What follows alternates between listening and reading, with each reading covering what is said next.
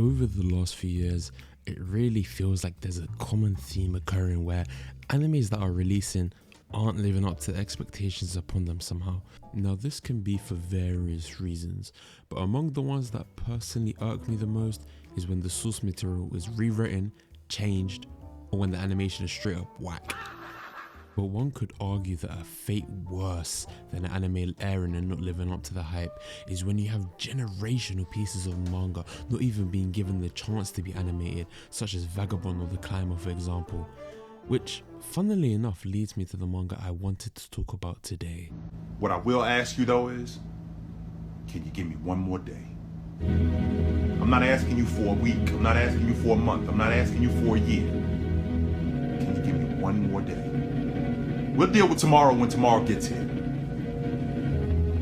Can you give me one more day? That's all I'm asking for. With the only form of any official animation bringing a promotional trailer from over 12 years ago, I find it a huge regret that a sports manga lauded as one of the best within the community has never really been given a chance to shine on the main anime stage, especially when you compare it to how well its counterparts have done over the last couple of years. Which is why I wanted to shed some light over how good the story of Beat Blues really is. Rocky Balboa once said, "It's not about how hard you can hit, it's about how hard you can get hit and keep on going, and that's what winning is." Now you might be wondering about the relevance of that quote, but when you think about sports main characters in anime, you always see them as rookies at the beginning of their respective shows.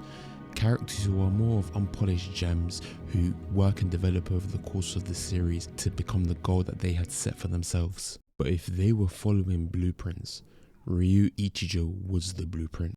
A once-in-a-lifetime prodigy who was watched by the biggest club in Japan for years before he got scouted at 11.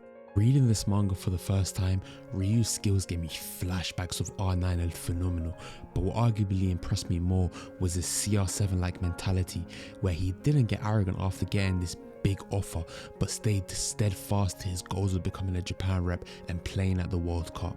Like bro, Ryu at this stage at the beginning of the story is only a few years younger than Lamine Yamal when he won the Euros of Spain at 16, but somehow has shown a level of maturity that might even surpass him. Now you might be wondering, isn't he just the same as the other main characters who are also talented as rookies? And nah, you guys are just completely wrong. Because Ryu, unlike the other characters, doesn't need to develop anything.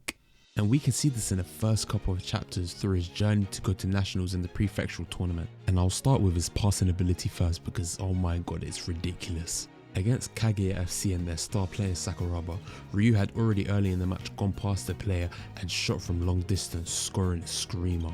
So when he later marked and successfully tackled Sakuraba, he drove the ball forwards up the pitch. And the goalkeeper ended up getting PTSD from Ryu's earlier shot, telling his defense to push forward and block the shot path. And noticing this, Ryu placed a line-breaking through-ball pass straight to his teammate Tatsuhiko, who even himself noticed how weirdly perfect the pass was, finishing it past the goalkeeper into the top bin. And Ryu later confirmed that he played the pass on purpose so that it would be the easiest shot possible for Tatsuhiko. Oh my god, do you know what kind of accuracy you need to have to do that? And that wasn't the end of the masterclass, no, because after placing a back heel past to Yuki and her getting fouled on the edge of the D by Sakuraba, you know for a fact my boy Ryu would be the one to step up and bend that ball like Beckham into the far corner of the goal, scoring and winning the game 3-2, moving on to the quarterfinal. Now if you're still hating and thinking Ryu's talent ain't all that, his highlight reel for this tournament ain't done yet, bro. But before I move on to the highlight reel, I need to explain the reason Sakuraba was so heated, and it was because of this guy right here.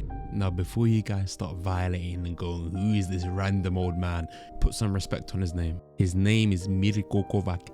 And even though Ryu and Tatsuhiko tried to assume who he was, they would have never guessed the fact that he was the former manager of the Yugoslavia national team. But more importantly, he was the one giving us lobs to glaze Ryu by describing what plays he was doing. And my favourite lob might be in the semi-finals, where Ryu's getting marked by 3 people, but it leaves space for Tatsuhiko to shoot, but the shot gets blocked, leading to the ball getting deflected onto Ryu, who chests it, flicks it over the defender with his foot, and scores! Oh my god!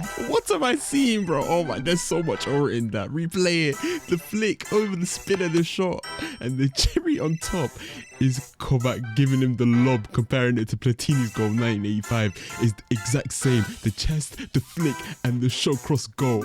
This might be my favourite shot, but the one that perfectly encapsulates how developed already Ichigo is as a player is in the finals. Because in the deciding match to see which team goes to nationals against the talented goalkeeper Nabakan, Yuto hustles well to take on his man and wins the possession back with a tackle, playing the ball down to Tatsuhiko, who then notices Ryu making a darting run, but the through ball he played to Ryu was a bit too heavy, so Nabakan rushes out of his goal to intercept the shot. So now I'm going to use my own football knowledge to explain the potential outcomes of this scenario. And don't worry, I'll dumb it down so beginners can understand as well. So let's begin, shall we?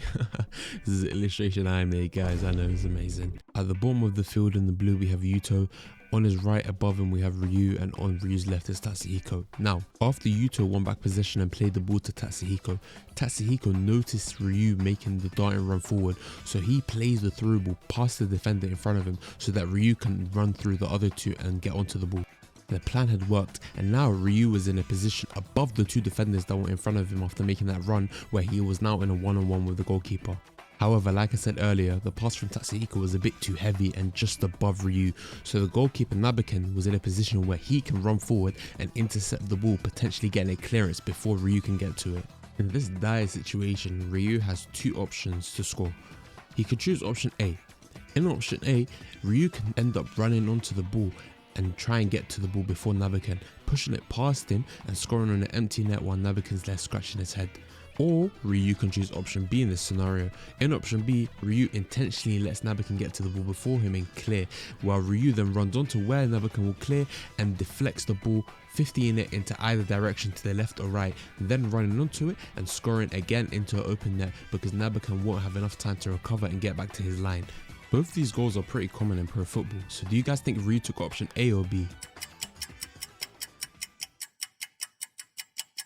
And the answer is... Yeah, he didn't score with either method. I would have thought you guys would have clocked on by now, man. Ichigo Ryu is the blueprint. He's way too developed for years above his age. His football IQ is so good that he decided to run onto the ball at the same time Nabakan was running onto it and meet him head on. But instead of pushing it past him or getting a deflection, he lets the ball run past, totally blindsided Nabakan and running around him. Being able to finish the shot while off balance, beating Nabakan to the goal line and winning the final. Oh my god, this kid is the goal. Like, even Nabakan's glazing him, bro. He is so packaged to play J-League football even at 11 years of age. It's so ridiculous. He's even PR trained, for God's sake. What? And if I was in Ryu's boots, knowing the context of the goal he just scored, I would be celebrating just as hard, if not harder. Because you know my boy Mir Kovak is coming in with the lob, glazing him even more, telling him that he realised the actual shot that Pele missed in the 70s World Cup. And you can really see from the clip how Ryu perfected it, because his run around Nabakan was much sharper and took less time than Pele's, meaning he got a better shot off. Wow. And when you list out his individual attributes, playmaking, vision, goal scoring, set piece threat, game IQ, even defending in the couple of highlights that I didn't show where he was tracking back. Like, this is the optimum attacker, optimum midfielder, maybe even an optimum defender, but he said he wanted to be a striker, so we don't really care about that. But he's still shown his dedication in tracking back. So you must be wondering, what's so good about this story if he's already OP from the start, for better use of words?